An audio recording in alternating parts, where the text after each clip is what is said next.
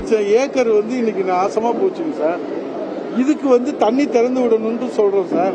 மத்திய அரசு அணை பாதுகாப்பு சட்டம்ன்றது அதுக்கு சம்பந்தம் இல்லை. மொட்டை தலைக்கும் முடஞ்சங்களுக்கும் முடிச்சு போடக்கூடாது. இது தெளிவான தீர்ப்பு நமக்கு வழிகாட்டுதல் இருக்கு.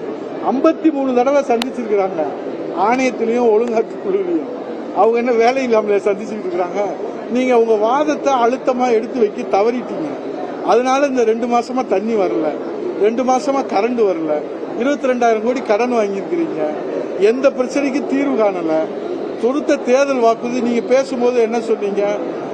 ஓட்டு வாங்குறதுக்காக நான் சாத்தியமில்லாத திட்டங்கள் எல்லாம் நான் அறிவிக்க மாட்டேன், இந்த விஜய் அறிவிக்க மாட்டான், உங்க பிள்ளை விஜய். என்ன நடந்துச்சு? இன்னைக்கு உங்களுக்கு ஒன்னு சொல்றேன். அவர் அறிவிக்கிறதுல யாராவது லஞ்சம் கேட்டா கொடுக்க மாட்டேன்னு சொல்லுங்க. ஏன்னா உங்க பிள்ளை விஜய் ஆட்சின்னு என் பேரை சொல்லுங்க.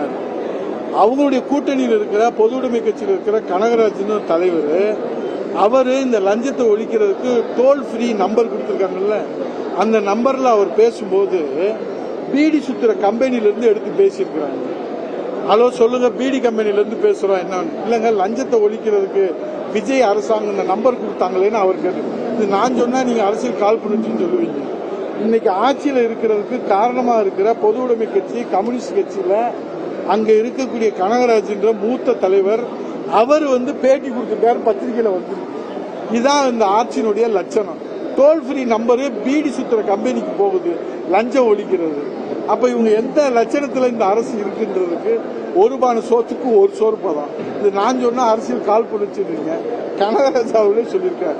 இது சொல்றது அவர் பேசுற பஞ்சு டைலாக் எல்லாம் ஒரு மெசேஜ் வேணா மக்களுக்கு கொடுக்கலாமே தவிர இதனால இன்னும் நடக்கல. இன்னமும் ஊழல் ஒழியல. இது ஒரு ஊழல் ஒழிஞ்சுதான் ஒரு மாயை கட்டமைக்கிறாங்க. விஜய் பிம்பத்தை எப்படி மாயை கட்டமைச்சாங்களோ அதே மாதிரி பஞ்சு டைலாக்ல பஞ்சராகி போயிருக்கிற தமிழ்நாட்டை மாய பிம்பத்துல கட்டமைக்கிறதுக்கு இன்ஃபுளுசர், நெரேட்டிவ் செட் பண்றது, கண்டென்ட் கிரியேட்டர், அதே போல அவங்க வீடியோ போடுறது, இன்ஸ்டா போடுறது, ரீல்ஸ் போடுறது, எல்லாம் போடுறது. ஆக மொத்தத்தில் தமிழ்நாட்டுடைய தலையெழுத்து இதெல்லாம் நம்ம கடந்து போகணும்.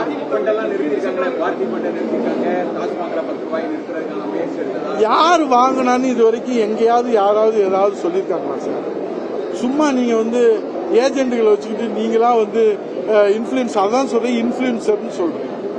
எதை வேணாலும் சொல்லலாம். அதான் நான் பேசும்போது சொன்னேன்ல, இவர் யதார்த்தமா செய்யற விஷயங்கள் எல்லாம் நீங்க மிகைப்படுத்தி சொல்றீங்க. எல்லாம் நடைமுறையில இருக்கிறத விஷயங்களை மிகைப்படுத்தி சொல்றீங்க.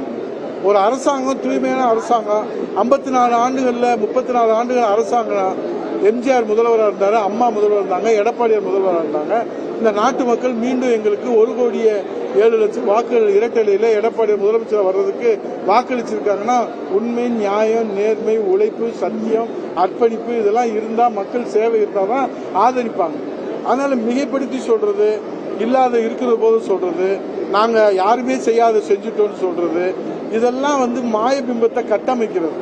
நடைமுறையில யதார்த்தம் என்னன்றத அவங்க புரிஞ்சுக்கிற வரைக்கும் இந்த அவலமும் இந்த கஷ்டமும் இந்த கண்ணீரும் தொடர்கதையா தான் இருக்கும். நன்றி, வணக்கம்.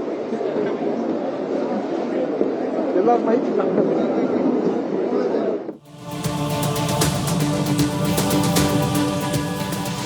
நெல்லையில் அதிமுக நிர்வாகிகளின் ஆலோசனை கூட்டத்திற்கு பிறகு முன்னாள் அமைச்சர் ஆர் பி உதயகுமார் செய்தியாளர்களை சந்தித்து பேசிய காட்சிகளை பார்த்தோம்.